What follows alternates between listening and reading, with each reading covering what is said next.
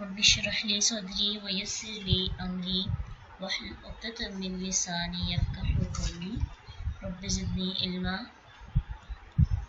सीरत अबू बकर सिद्दीक़ रज़ियल्लाहु अन्हु। हिजरत मदीना में अब्दुल्ला बिन अबू बकर रज़ियल्लाहु अन्हु का क्या किरदार था, क्योंकि हम इस टॉपिक पे पहुँचे हैं कि जब अल्लाह के नबी ने अबू बकर सिद्दीक़ रज़ियल्लाहु अन्हु के साथ हिजरत की तो उस वक़्त बहुत सी मुश्किलात मसाइब आए। किन किन लोगों ने साथ दिया। आप रज़ियल्लाहु अन्हु के घराने में से हज़रत आयशा, हज़रत अस्मा रज़ियल्लाहु अन्हा का जो है साथ, अब उनके बेटे का क्या साथ था, किस तरह से अबू बकर सिद्दीक़ के बेटे ने उनकी मदद की, इसके बारे में आयशा रज़ियल्लाहु ताला अन्हा बयान करती हैं कि अल्लाह के नबी और अबू बकर रज़ियल्लाहु अन्हु दोनों मक्का से जो है जबले सोर के गार में उन्होंने पड़ाव डाला और 3 रात वहाँ पे गुजारी। तो अब्दुल्ला बिन अबी बकर रज़ियल्लाहु अन्हुमा रात वहीं जाकर गुजारा करते थे। ये नौजवान बहुत समझदार थे और ज़हीन भी बहुत ज़्यादा थे। सहर के वक़्त वहाँ से निकल आते और सुबह सवेरे ही मक्का पहुँच जाते, जैसे कि मक्का में ही रात गुजारी हो। यहाँ पे जो कुछ सुनते, जिसके ज़रिए नबी सल्लल्लाहु अलैहि वसल्लम और अबू बकर को रज़ियल्लाहु अन्हु को नुकसान पहुँचाया जाए तो उसे महफूज रखते, और जब अंधेरा छा जाता तो तमाम इत्तलात यहाँ आकर अल्लाह के नबी और अबू बकर रज़ियल्लाहु अन्हु को पहुँच जाते थे। अब वो सोचें किस कदर रात को उस दौर के अंदर ना तो लाइट्स होती थी और ना ही इलाके में इतनी ज़्यादा आबादी होती थी, और वैसे भी सहराई इलाका था। तो इतनी रात को जाना और सुबह अंधेरे में ही वापस आ जाना एक बहुत अच्छी और बहुत ज़्यादा खतरनाक भी ड्यूटी थी। लेकिन अल्लाह के नबी की मोहब्बत में सारा घराना ही सरशार था और सारा घराना अल्लाह के रसूल की हिफाजत के लिए अल्लाह ताला ने मुतय्यन कर दिया था। ना सिर्फ इनका बल्कि उनके गुलाम आमिर बिन फ़हीरा, ये अबू बकर के गुलाम थे। आयशा रज़ियल्लाहु ताला अन्हा बयान करती हैं कि आमिर बिन फ़हीरा जो कि सैयदना अबू बकर रज़ियल्लाहु अन्हु के गुलाम थे, वो हर जो है 2 के लिए करीब ही दूध देने वाली बकरी चराया करते थे। जब कुछ रात गुजर जाती तो उसे गार में लाते, आप इसी ताज़ा और गर्म दूध को पीकर रात गुजारते। यहाँ तक कि आमिर बिन फ़हीरा अंधेरे में ही बकरियों को आवाज़ देना शुरू करता और इन 3 रातों में रोज़ाना उसका यही दस्तूर था। क्या करता? उनके लिए दूध वगैरह का इंतज़ाम किया करते थे। फिर इसी तरह रास्ता बताने के लिए भी एक माहिर गाइडर की ज़रूरत थी, और उस गाइडर को भी जो है हायर किया गया। उस माहिर गाइडर को स्पेशली इस काम के लिए हायर किया गया था। आयशा रज़ियल्लाहु अन्हा बयान करती हैं कि अल्लाह के नबी और अबू बकर जो हैं रज़ियल्लाहु अन्हु ने बनी अब्द बिन अदी की एक शाह कबीला बनी दील में से एक शख्स को उजरत पर रास्ता बताने के लिए मुकर्रर किया। ये शख्स रास्तों का बहुत माहिर था और ये आस बिन वाइल सहमी के खानदान का खलील था। इसने खून में हाथ डुबोकर इनके साथ खलत किया था और ये कुफ़ारे कुरैश के दीन पे था। यानी अगर ये शख्स शिर्क पर था लेकिन काबिल एतमाद और अच्छे अखलाक का मालिक था।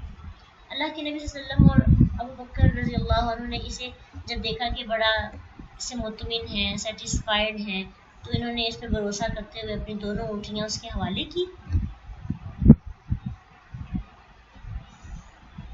और इससे ये वादा लिया कि वो 3 रातों के बाद ऊँटियों को लेकर गारे सोर पर आ जाए।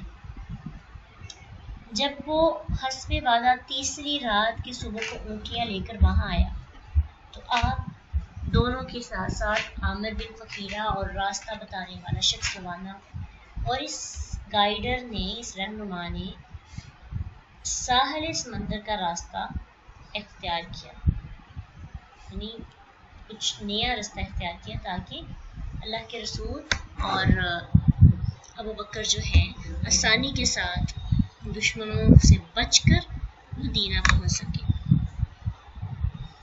اللہ کے رسول کی فکر ہر وقت ابو بکر صدیق رضی اللہ عنہ کو رہتی تھی۔ جب مشرکین مکہ تلاش کرتے کرتے غار ثور کے قریب پہنچے نا، تو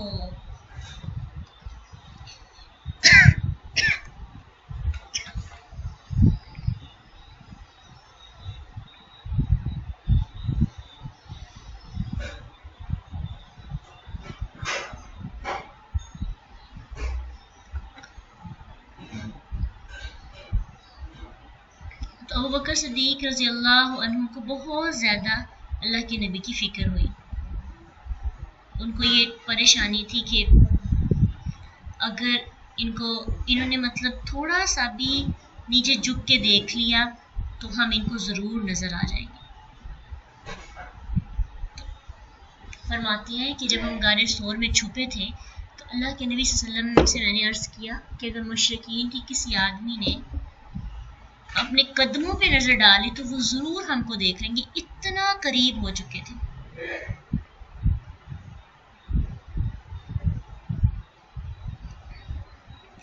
دوستوں میں نا ایک بندہ فکر کرنے والا، ایک تسلی دینے والا ہونا چاہیے۔ جب ایک کو فکر ہو دوسرا تسلی دے، جب اس کو فکر ہو تو پھر جو پہلے والا وہ تسلی دے۔ اس طرح کی دوستی بڑی خوبصورت ہوتی ہے۔ ایک شخص پریشان ہے، دوسرا بھی کہ ہاں واقعی ایسا ہوگا، ٹینشن بڑھ جاتی ہے۔ ٹھیک ہے، تو یہ توازن ہے دوستی کا، کہ ایک طرف جھکاؤ ہے تو دوسرا اس کو اٹھائے، یہی اصل دوستی۔ ایک رو رہا دوسرا بھی ساتھ روتا جائے، اس طرح سے دکھ نہیں بانٹے جاتے۔ دکھ اصل میں بانٹنے کا مطلب یہ نہیں ہوتا کہ کوئی رو رہا تو آپ بھی روئیں۔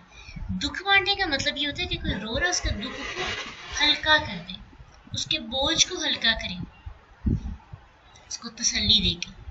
اللہ کے رسول صلی اللہ علیہ وسلم نے اتنی پیاری بات کہی، کہنے لگے اے ابو بکر، ان دونوں کا کوئی کیا بگاڑ سکتا ہے جس کے ساتھ تیسرا اللہ تعالیٰ ہے؟ بالکل خاموشی، اس کے بعد کوئی ہے بات کے جو کہہ سکے؟ اتنی پیاری اللہ کے رسول صلی اللہ علیہ وسلم نے بات کہی، اور تو تیسرا کون ہے؟ اللہ تعالیٰ۔ جن کے ساتھ کوئی تیسرا ہو اللہ، تو اس کی زندگی میں کوئی بگاڑ نہیں آ سکتا۔ اس لیے اللہ سے مدد مانگنی چاہیے۔ اور اس پیاری سی کمیونیکیشن کا اللہ تعالیٰ نے قرآن کے اندر اتنا پیارا نقشہ کھینچا ہے کہ اللہ سبحانہ تعالیٰ قرآن میں فرماتے سورۃ توبہ آیت 40 میں کہ اگر تم رسول کی مدد نہ کرو گے تو اللہ اس کی مدد کرے گا۔ جس وقت اسے کافروں نے نکالا تھا کہ وہ دو میں سے دوسرا تھا، یعنی دو میں سے دوسرے سے مراد ابو بکر اور دوسرے کون تھے؟ اللہ کے رسول۔ تو وہ جب دونوں غار میں تھے تو انہوں نے اپنے ساتھی سے کہا کہ تو غم نہ کھا، بے شک اللہ ہمارے ساتھ ہے۔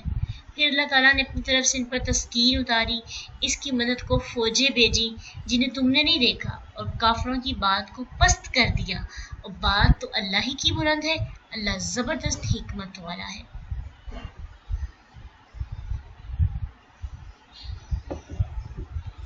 اللہ سبحانہ تعالیٰ نے بہترین طریقے کے ساتھ اللہ کے رسول نے مان کیا اللہ تعالیٰ پر کہ میرا رب میرے ساتھ ہے، تو اللہ نے بھی غیبانہ مدد بھیجی جنہیں تم نے نہیں دیکھا، بلکہ اللہ نے ان کو دلی طور پر بھی سکون عطا کیا۔ پتہ ہے کیا ہوتا ہے جب انسان اللہ کے ساتھ تعلق جوڑ لیتا ہے نا، کہ مجھے اللہ پہ بھروسہ ہے، اس کا سب سے بڑا فائدہ ہے کہ انسان کا دل مطمئن ہو جاتا ہے۔ جب دل نہ مطمئن ہو تو کہیں کہ اللہ پہ یقین کی کمی ہے۔